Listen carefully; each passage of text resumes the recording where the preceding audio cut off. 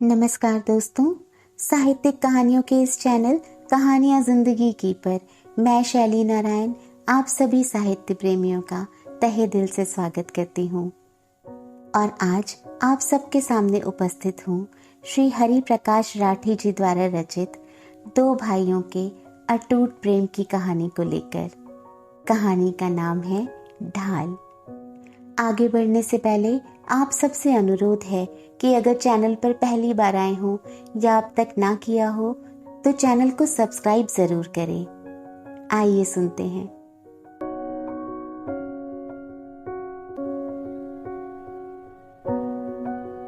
मेरा अनुज कमल ऐसे हैरत अंगेज कारनामे करता था कि मैं विस्मय से ठगा रह जाता। बचपन में एक बार सिर्फ 2 रुपए की शर्त पर मालगाड़ी के नीचे दुबक कर निकल गया। आश्चर्य की बात यह थी कि शर्त तब लगी जब ट्रेन सीटी दे चुकी थी। सर्दी में एक बार अलाव तापते हुए किसी के उकसाने पर अंगारे हाथ में लेकर नचाने लगा। एक अंगारा उछलकर उसके शर्ट की कॉलर में गिर गया। 5 दिन तक अस्पताल में मरहम पट्टी करवानी पड़ी। जब भी कोई उसे जोखिम भरा कार्य करने को कहता, वह उसे चुनौती की तरह लेता। यही नहीं, इन कार्यों को वह पूरे उत्साह से अंजाम देता। कई बार आगा पीछा बिल्कुल नहीं सोचता। जोखिम भरे कार्य करना उसकी फितरत थी। बिच्छू का मंत्र न जाने पर सांप की पिटारी में हाथ डाले। उसके कारनामे सुन सुनकर अम्मा पापा के रोंगटे खड़े हो जाते। सबको वह आफत की पुड़िया नजर आता। जब भी कोई विपत्ति या पेचीदगी में उलझ जाता, वह मेरे पास आकर खड़ा हो जाता। उसे पूरा विश्वास था दादा के पास उसकी हर मुसीबत का हल है। दादा के होते हुए उसको कोई तकलीफ आ ही नहीं सकती। वह मुझ में एक अजीब सा आश्रय पाता। मुझसे 2 जमात नीचे था। जब मैं 5वीं में था, वह 3री में। दोनों एक ही स्कूल में पढ़ते थे। स्कूल समाप्त होते ही वह मुझे ढूंढने लगता। कई बार मेरे सहपाठी साथ होते तो मैं उसे झिड़क भी देता। वह चुपचाप सुन लेता, फिर मुझसे 5 कदम पीछे चलता रहता। घर आकर मैं अम्मा से शिकायत करता, अम्मा, यह चिपकू की तरह मेरे पीछे लगा रहता है।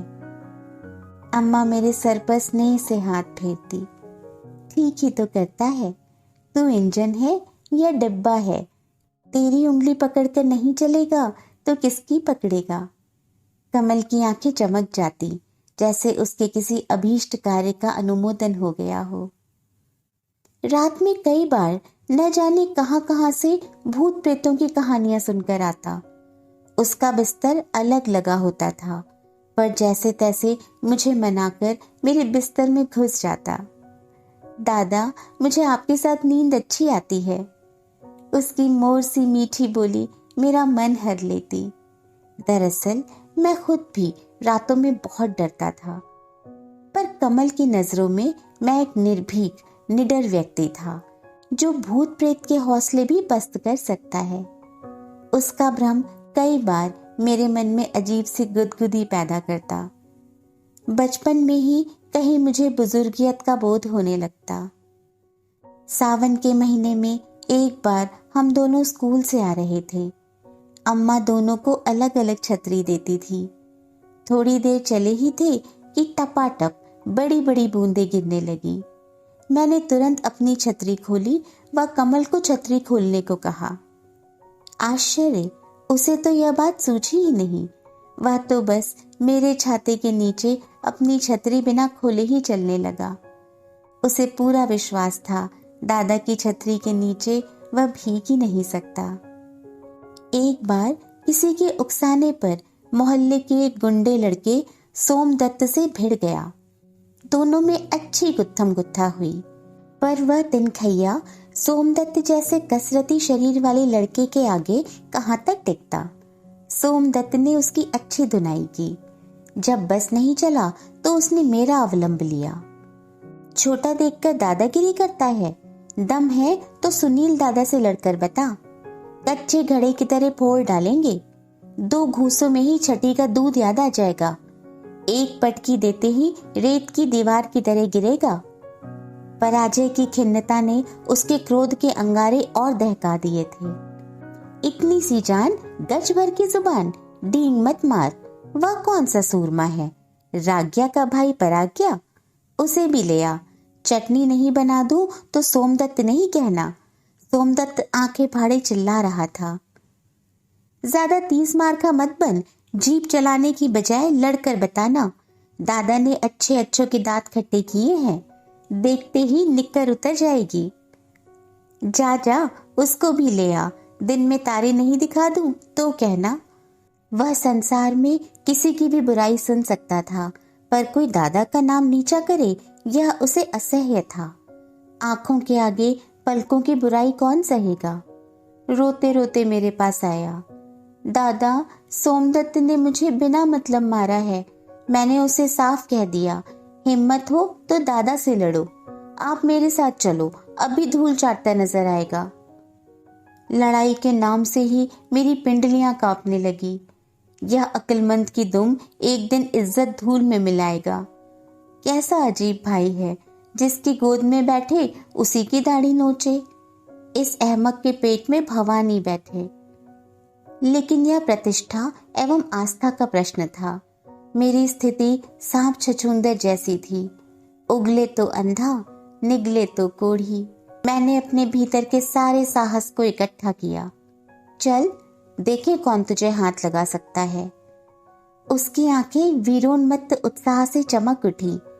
अब होगी असली टक्कर। दादा रोज सुबह गिलास भरकर दूध पीते हैं, शाम अखाड़े में वर्जिश करने भी जाते हैं। देखते ही हिलने लगेगा।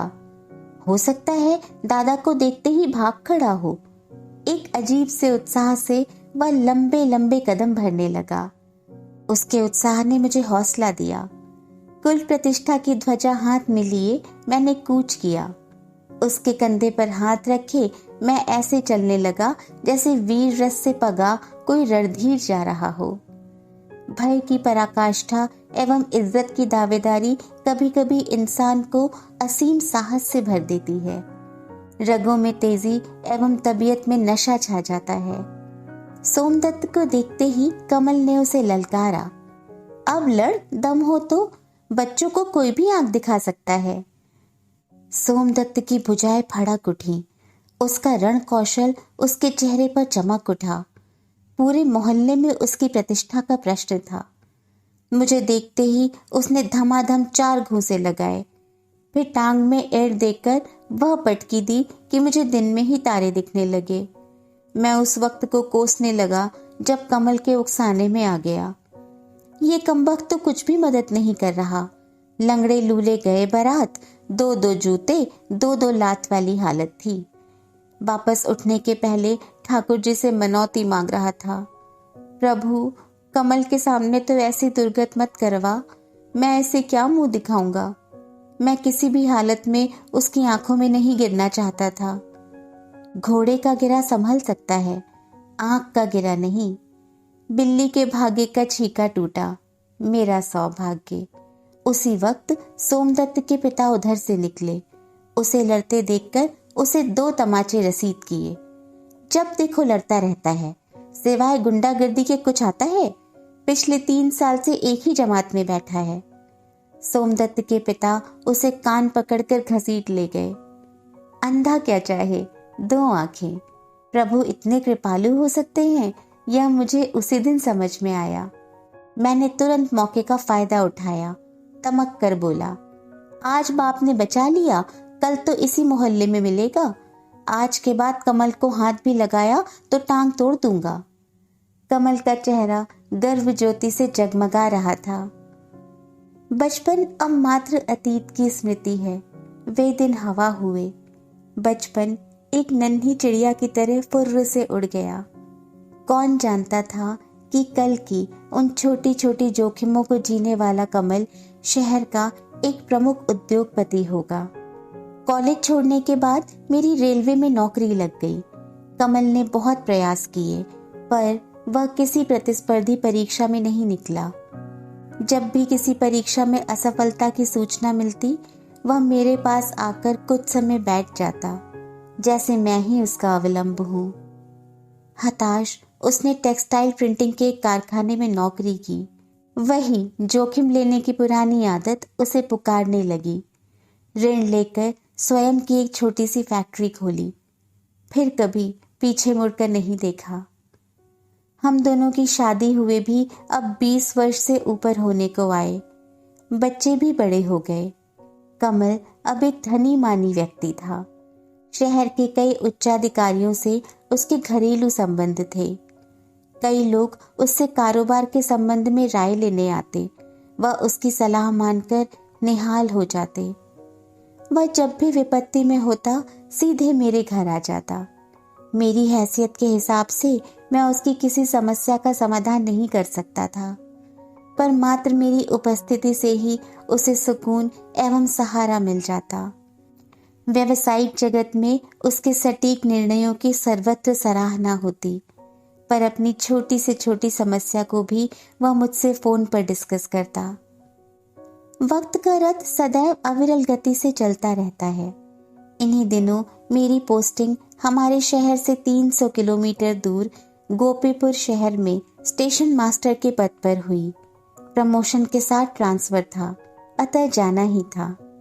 कमल अपनी पत्नी मालती एवं दोनों बच्चों के साथ मुझे स्टेशन छोड़ने आया। एक अजीब सी उदासी एवं विषाद उसके चेहरे पर उभर रहा था, जैसे किसी नामी तलवारबाज से उसकी ढाल छिन रही हो। कोई हिरण का बच्चा मृगी से बिछड़ रहा हो। अब मेरी उम्र 50 के करीब थी और वह 47 का।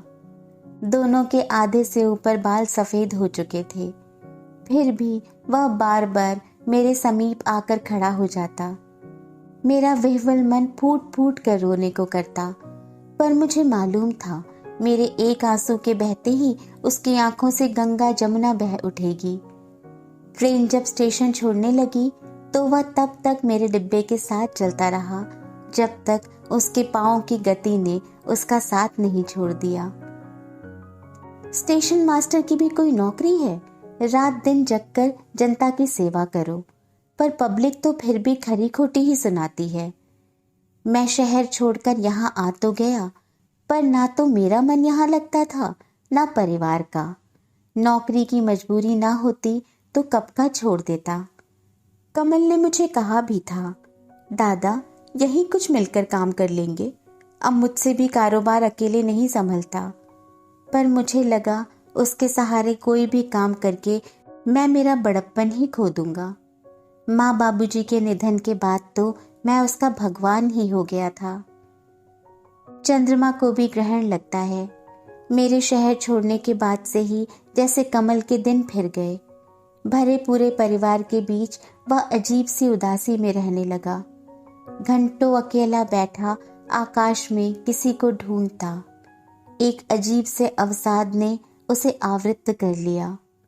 रात घबराकर नींद से उठ जाता, कभी रात को ही गाड़ी लेकर घूमने निकल जाता। कमजोर आश्रयहीन मन में दुर्व्यसन शीघ्र अपना डेरा बना लेते हैं। इन दिनों वह नशा भी करने लग गया था। धीरे धीरे वह कमजोर होने लगा। एक दिन खून की उल्टी हुई तो उसे तुरंत अस्पताल ले जाया गया। इलाज की कहाँ कमी थी। नामी डॉक्टरों ने प्रयास किया, पर वह किसी मेडिसिन को रिस्पॉन्ड ही नहीं कर रहा था। उसकी आंखें तो अस्पताल की दीवारों पंखों में कुछ और ही खोजती। हृदय का हृदय से संबंध होता है, लहू को लहू पुकारता है। कुछ रिश्ते अटूट डोर से बंधे होते हैं। बांदा एक्सप्रेस अभी अभी गोपीपुर स्टेशन से होकर निकली थी। मैं वापस आकर सीट पर बैठा ही था कि फोन की घंटी बजी। उधर से कमल की पत्नी मालती का फोन था। भाई साहब आप तुरंत आ जाओ, इनकी तबीयत सीरियस है। मेरे हाथ से चोगा छूट गया, पांव तले जमीन सरक गई। मैंने तुरंत अपने जूनियर को चार्ज दिया। वह शहर की राह ली। एक प्राइवेट टैक्सी कर मैं तुरंत परिवार सहित वापस अपने शहर आया। ड्राइवर को मैंने गाड़ी सीधे अस्पताल ले जाने को कहा। अस्पताल कॉरिडोर में मेरे पांव लंबे लंबे डग भर रहे थे। इस छोटे से रास्ते में ही मैंने हजारों मनौतियां मांग डाली। जो ही मैं उसके रूम में घुसा, सभी अपना स्थान छोड़कर हट गए। कमल मुझे देखते ही एक नई आभा से भर उठा। जैसे अरुणोदय के साथ ही कमल खिल उठते हैं। उसका चेहरा एक नए नूर से दमक उठा। उसकी सारी बीमारी, सारा अवसाद, सारी निराशा क्षण भर में काफूर हो गई। टिमटिमाते दिए को जैसे किसी ने यकायक घी से पुनः भर दिया हो। डॉक्टर, नर्स सभी उसके चेहरे की चमक को देखकर हतप्रभ थे। उसने मुझे कसकर पकड़ लिया। दादा, वादा करो, अब मुझे छोड़कर कभी नहीं जाओगे। इस बार गए तो मेरा मरा मुंह ही देखोगे। स्नेह की निर्झर धारा मेरी आंखों से फूट पड़ी। शरीर पुलकित हो गया। शरीर में स्नेह समाता नहीं था। दोनों के नेत्रों से बरसते जल बिंदु जैसे अमृत छलका रहे थे। दूसरे दिन मैंने अपना त्याग पत्र भेज दिया।